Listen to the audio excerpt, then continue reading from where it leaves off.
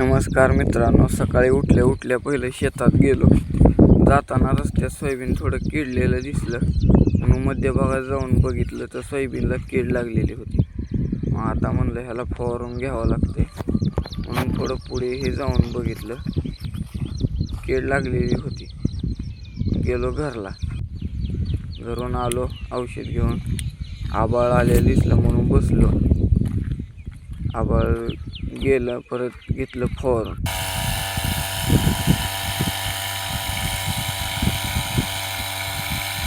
फवारून झाल्यावर गेलो आपण टाकलेलं कांद्याच्या रोपाकडे. रोप टाकून 10 दिवस झालेलं, चांगलं आलेलं. बघितलं रोपाला पण. पलीकडलं सोयाबीन पण बघितलं, ती पण आपलंच आहे. गेलो शेडमध्ये कोंबड्याकडं.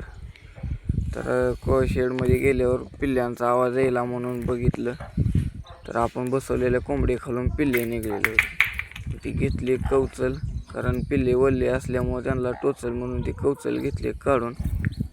पिल्ल्यांना बघितलं, मस्त बारकी पिल्ले होते. घेतले सगळे कवचल काढून, बाकीचे अंडे ठेवून दिले तसेच.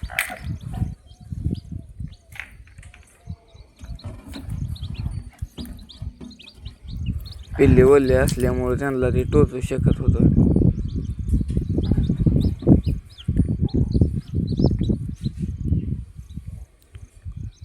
परत झाल्यावर कोंबडीला ठेवलं मध्ये आणि त्याच्यावर झापला पत्रा, कारण कोंबडी बाहेर येऊन झापला पत्रा.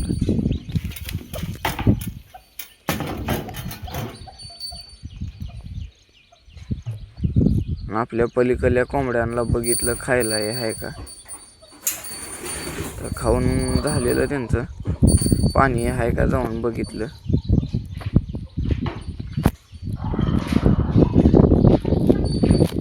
पाणी पण होतं, संपत आलेलं. थोड्या वेळानं ठेवावं म्हणलं पाणी भरून, म्हणून गेलो आपल्या डब्याकडे. तर आपल्या कोंबड्या अंड्यासाठी बसतात. तर एक कोंबडी बसलेली होती.